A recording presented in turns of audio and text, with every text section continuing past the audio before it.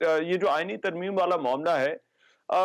آئینی عدالت کا جو ایشو تھا، کیا آئینی عدالت کی جگہ ایک آئینی بینچ جو ہے وہ قابل قبول ہو سکتا ہے، یا اس کا ایک آلٹرنیٹو ہو سکتا ہے؟ جیسے کہ ابھی ہم میڈیا میں سن رہے ہیں کہ یہ ایک پروپوزل ہے جس پر جو ہے وہ ابھی بات امکان ہے کہ آگے بڑھ رہی ہے۔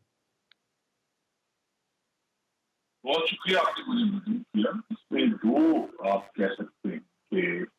ایشوز تھے جو انفینشڈ ایجنڈا ہے۔ ایک تو چارٹر آف ڈیموکریسی کا 2006 میں، اس کے بعد 2018 میں جو دوسری آئینی ترمیم کی تھی، 18ویں آئینی ترمیم، اس کے اندر بھی ایک طریقے سے کوشش کی گئی تھی کہ پارلیمان کا کردار جو ہے وہ زیادہ ہو عدلیہ کے معاملات میں، اور خاص طور پہ ججز کے انتخاب میں۔ وہاں پہ ہمیں آپ کو معلوم ہے کہ 19ویں آئینی ترمیم کرنی پڑی اور ایشوز بنے، لیکن اب یہی وہی کوشش جو انفینشڈ ایجنڈا تھا وہ اب دوبارہ 26ویں ترمیم میں آ رہا ہے۔ تو اگر کہ حکومت کی بہت کوشش ہوگی کہ جو ہے وہ ایک علیحدہ آئینی عدالت بنے، لیکن اصل مقصد عدالت سے زیادہ یہ ہے کہ جو سپریم کورٹ میں 60,000 اپیلیں پینڈنگ ہیں ان کو علیحدہ کر دیا جائے جو آئینی درخواست میں آتی ہے۔ تو ایک تو یہ کہ اگر آئینی بینچ سے بھی وہ ڈسپیچ بہتر ہوتا ہے تو وہ ایک پیش رفت ہوگی۔ دوسرا ایشو یہی ہے کہ وہ جو ججوں کے انتخاب میں جو پارلیمان کا زیادہ کردار ہے اس کو بھی 14 سال کے بعد ریوزٹ کیا جا رہا ہے۔ تو یہ دونوں چیزیں ایسی ہیں جو اصولی طور پر اپنی جگہ پر موجود ہیں، اس میں طریقہ کار میں کچھ تبدیلی اگر آتی ہے نیگوسیشن کے بعد، لیکن یہ میں واضح کر دوں کہ جو بھی مسودہ ہے وہ وہی جسے کہتے ہیں ریلائبل ہوگا جب کابینہ اس کی منظوری دے گا۔ ٹھیک ہے، لیکن اس میں خرم دستگیر صاحب جو ٹائمنگ ہے اس حوالے سے سب سے زیادہ بات ہوئی ہے، اور ابھی جو ایک تجویز ہے کہ طریقہ کار تبدیل ہو سکتا ہے یا ہونا چاہیے چیف جسٹس کی تقرری کا، آپ اس پر بھی بہت بات ہو رہی ہے۔ یہ میرٹ اور جو ورسز سینیورٹی پرنسپل ہے، اس پر ہم کافی بحث جو ہے وہ اس ملک میں بھی دیکھ چکے ہیں، لیکن کیا آپ کو اگر ایسی تبدیلی لانے کا فیصلہ کیا جاتا ہے تو کیا آپ کو اس کا وقت صحیح لگتا ہے؟ جی، صحیح کام کرنے کے لیے ہر وقت صحیح ہے، اور یہ آپ کے ناظرین کے لیے عرض کر دوں کہ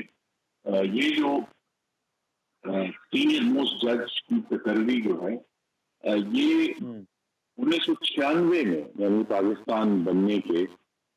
تقریباً جو ہے وہ 50 سال کے بعد یہ آئی تھی جو تجویز سپریم کورٹ نے جو ججمنٹ دی کے نتیجے میں ہو۔ اس سے پہلے 1996 سے پہلے جو ہے وہ چیف جسٹس فرق طریقے سے اور حکومت کی ثوابدید کے اوپر تھا، لہذا اب اس کو زیادہ ڈیموکریٹائز کیا جا رہا ہے کہ صرف حکومت کی ثوابدید نہیں ہے، اس میں پارلیمان کے کمیشن کا بھی رول ہوگا، اور یہ ایک بہتر طریقہ ہے کیونکہ ابھی ہم نے اگر کسی کو اس کے بارے میں کوئی شک ہے تو آپ دیکھیے کہ جو 3 چیف جسٹس گزرے ہیں انہوں نے کس طرح جو ہے وہ آئین کو تاراج کیا ہے۔ تو یہ سینیورٹی کا جو نظام ہے، چاہے وہ محترم ثاقب نثار صاحب کے دور میں تھا یا ان کے بعد گلزار صاحب کے دور میں تھا، یا ابھی ہم نے عمر عطیہ بندیال صاحب کے دور میں دیکھا، یا کچھ لوگ یہ بھی کہیں گے کہ جو موجودہ چیف جسٹس کے دور میں بھی یہ سینیورٹی کا جو نظام ہے یہ پاکستان کو ڈیلیور نہیں کر سکا جو ہم چاہتے تھے کہ جمہوریت کی معاونت کرے، عوام کو ڈیلیور کرے۔ تو لہٰذا پارلیمان کا استحقاق ہے کہ جو ہمیں نظر آ رہا ہے کہ نظام وہ مطلوبہ نتائج نہیں دے گا جو ہم چاہتے ہیں اپنی جمہوریت کے لیے اور آفمیت کے لیے، لہٰذا اس کو تبدیل کیا جائے۔ لیکن ٹائمنگ والا جو ایشو ہے، ڈو یو تھنک کہ یہ کنسیڈریشن ہونی چاہیے یا نہیں ہونی چاہیے حکومت کے سامنے اس وقت؟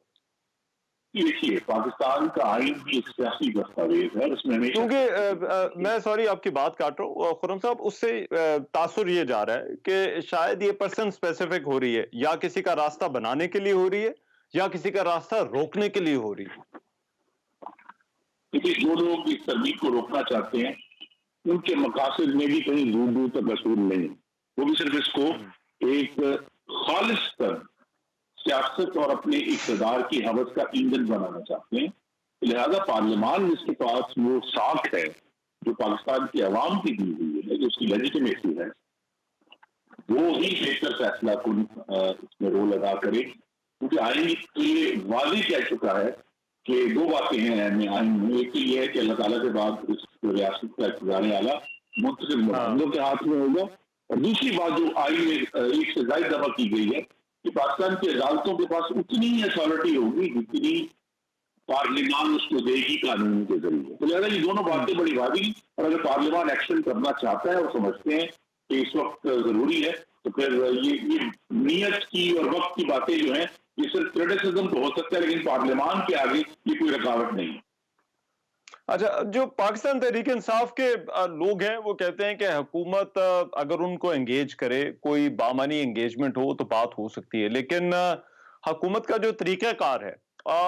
وہ بڑا غلط ہے. لوگوں کو پکڑا جا رہا ہے، کوئی کیسز بنائے جا رہے ہیں، ہارس ٹریڈنگ کے بھی الزامات اس سب کے جو ہے وہ بیچ لگ رہے ہیں. تو حکومت کے کیا جو اپوزیشن ہے اس کو اپروچ کرنے میں آپ کو کوئی مسئلہ نظر آتا ہے، یا وہ جو ہے وہ پرابلمٹک ہے اس ساری ترمیم کے پروسیس کے اندر؟ جی، آپ کے ناظرین خبریں دیکھ رہے ہیں، مجھ سے دیکھ کر آگاہ ہیں کہ کس طرح بار بار اس خصوصی کمیٹی جسے وہ چوٹا سب ہیڈ کر رہے ہیں وہاں ان کے سامنے یہ بات رکھی گئی، اور آج جب ایک حتمی مسودہ ان کے سامنے رکھا گیا تو انہوں نے معذرت کر لی کہ ہم نے تو ابھی اس پر سوچ بچار نہیں کی.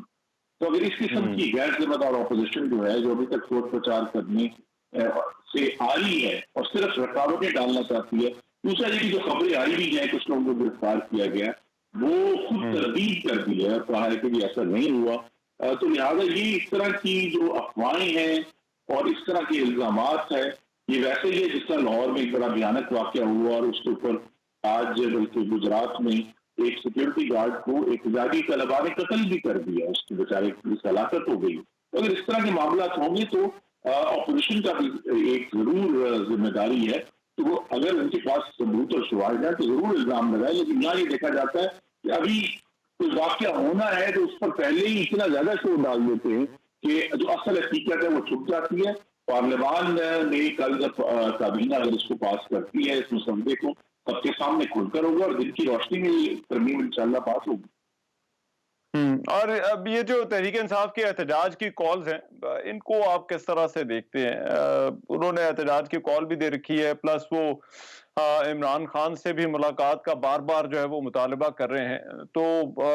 کیا حکومت جو ہے وہ کسی بھی لیول پر ان کے ساتھ ان کو اپروچ کر سکتی ہے، یا ان کے ساتھ جو ہے وہ کوئی بات چیت کر سکتی ہے اس ایشو کے اوپر؟ دیکھیے، ہم تو آج بھی ان کے ساتھ اس خصوصی کمیٹی میں بیٹھے ہوئے تھے اور انہوں نے خود کہا کہ ہم نے تیاری نہیں کی تو ہمیں اس پر زور بچار کے لیے وقت چاہیے. اور وہ پارلیمان جو